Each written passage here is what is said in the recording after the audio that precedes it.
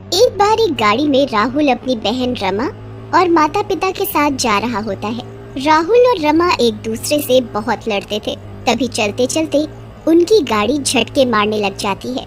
राहुल के पिता शंकर, जो कि कार चला रहे होते हैं, राहुल से बोलते हैं, अरे राहुल बेटा, ये गाड़ी ऐसे झटके क्यों मार रही है? कहीं खराब तो नहीं हो गई?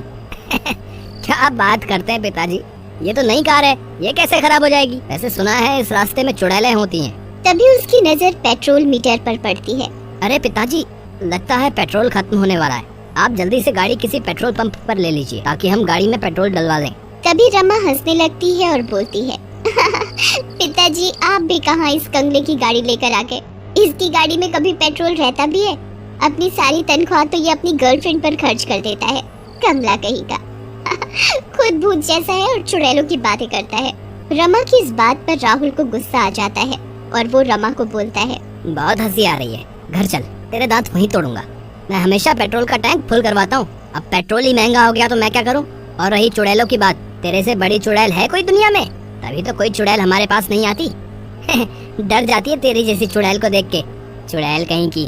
तभी उन दोनों की बातें सुनकर कामिनी बोलती है, ओहो तुम दोनों भी ना लड़ने का मौका नहीं छोड़ते हो, चुप करो।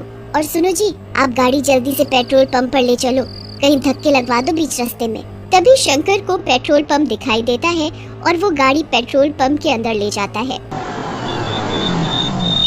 और पेट्रोल भरने वाले को बोलता है, अरे सुनो भाई, गाड़ी का टैंक फुल कर दो। पेट्रोल भरने वाला उन्हें बड़ी हैरानी से देखता है।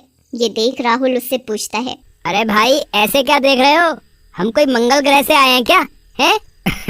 अरे नहीं भैया, इतने महंगे दामों पर कई दिनों बाद ऐसा कोई बंदा मिला है जो टैंक को फुल करने की बात कर रहा है। नहीं तो सबकी जेब ही खाली हो गई है, सब थोड़ा थोड़ा ही लेते हैं आजकल। वो लोग बात कर ही रहे होते हैं कि तभी रमा गाड़ी से उतरती है और पानी लेने दुकान की तरफ जाती है। उसे ऐसे जाते देख राहुल बोलता है, अरे रमा कहाँ मरने जा रही है? गाड़ी में बैठ जा। क्या मुसीबत है? अरे अब क्या पानी भी लेने ना जाऊं? पानी खत्म है हमारे पास। ऐसा कहकर रमा गुस्से में पानी लेने जाती है। रमा जैसे ही टॉयलेट के पास से निकलती है, उसे बहुत जोर की बदबू आती है। ओहो, कितनी गंदी बदबू है, ये इंडिया में कोई नहीं सुधरने वाला। कितनी गंदी बदबू है, छी। फिर रमा आगे जाकर पानी ले लेती है और वापस अपनी गाड़ी के पास जाने लगती है। तभी उसे एक आवाज सुनाई देती है,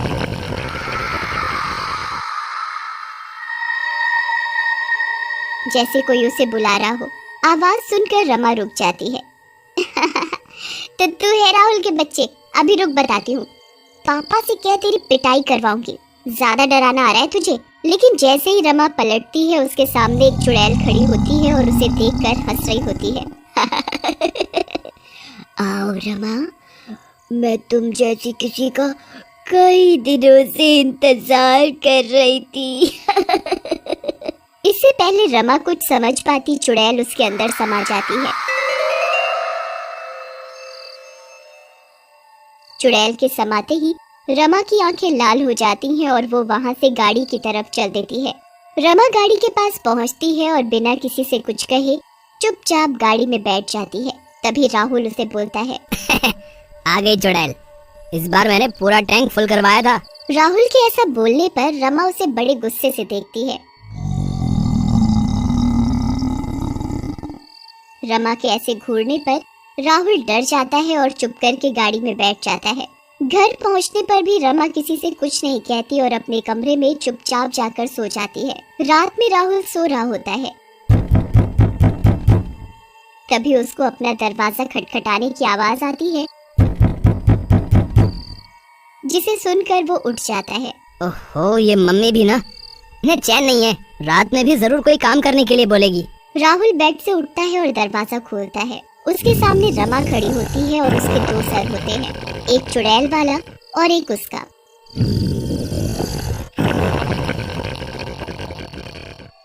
अरे मर गया रे, ये क्या है? रमा चुड़ैल कैसे बन गई? बचाओ मम्मी। ये देखते ही राहुल चीखकर बेहोश हो जाता है। राहुल के चीखने की आवाज सुनकर उसके माँ बाप भागते हुए राहुल के पास आते हैं। उधर रमा भी चुपचाप अपने कमरे में चली जाती है। अगली सुबह जब राहुल को होश आता है तो उसकी माँ कामिनी उससे रात के बारे में पूछती है, अरे राहुल मेरे बेटे, क्या हो गया था? रात में तुम बेहोश कैसे हो गए थे? ये क्या मजाक है राहुल? भला अपनी बहन के लिए कोई ऐसे बोलता है?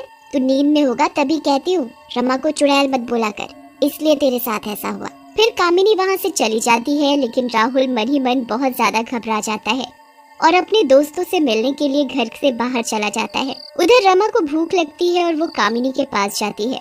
मुझे भूख लगी है, खाना दो। हाँ हाँ मेरी प्यारी लाडो, बनाती हूँ रोटी, तू बैठ। उसके बाद कामिनी रमा के लिए रोटी बनाने लगती है।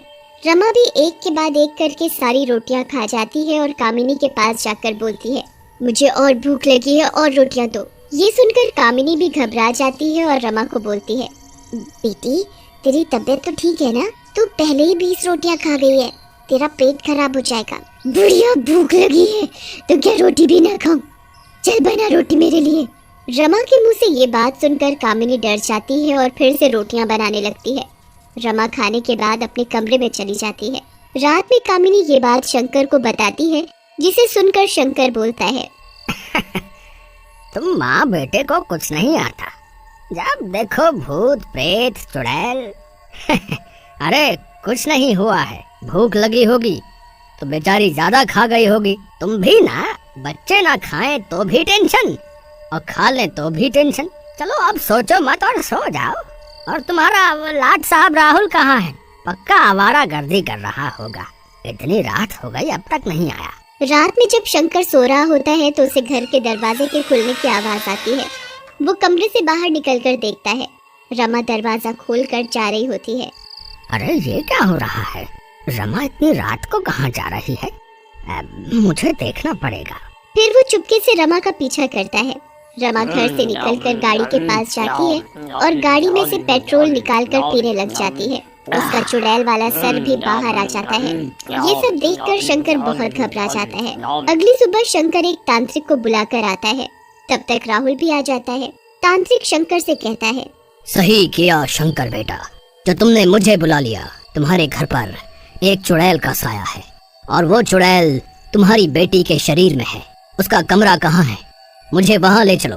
फिर राहुल तांत्रिक को रमा के कमरे में ले जाता है। वहाँ रमा चुड़ैल के रूप में बैठी होती है। उसके 2 सर निकले होते हैं। आ गया तांत्रिक। लेकिन तू कुछ नहीं कर पाएगा, मैं इस लड़की का शरीर नहीं छोड़ूंगी। वो तो तुझे छोड़ना ही होगा चुड़ैल, नहीं तो मैं तुझे भस्म कर दूंगा। लेकिन तू ये बता कि तू चुड़ैल कैसे बनी और पेट्रोल क्यों पीती है? जल्दी बता। मेरा नाम वाणी है और मैं बहुत ही घुमक्कड़ थी।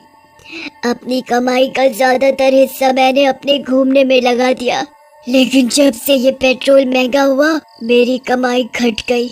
एक दिन जब मैं घर से घूमने निकली तो मैंने अपनी गाड़ी में पेट्रोल डलवाया, लेकिन महंगे पेट्रोल के कारण गाड़ी में कम पेट्रोल आया और टायर पंचर होने के कारण मैं एक रेगिस्तान में फंस गई और कई दिनों तक मुझे खाना नहीं मिला।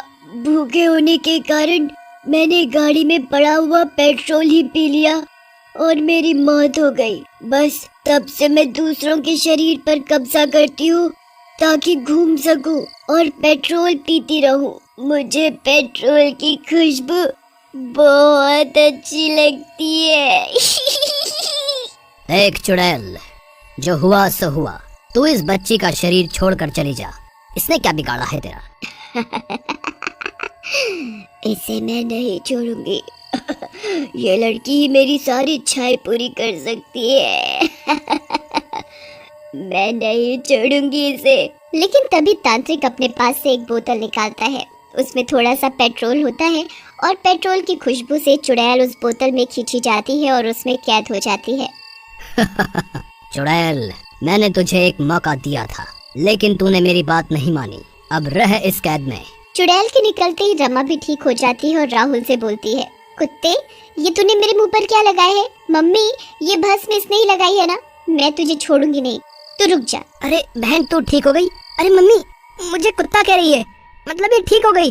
फिर सब हंसने लगते हैं और तांत्रिक चुड़ैल को लेकर चला जाता है।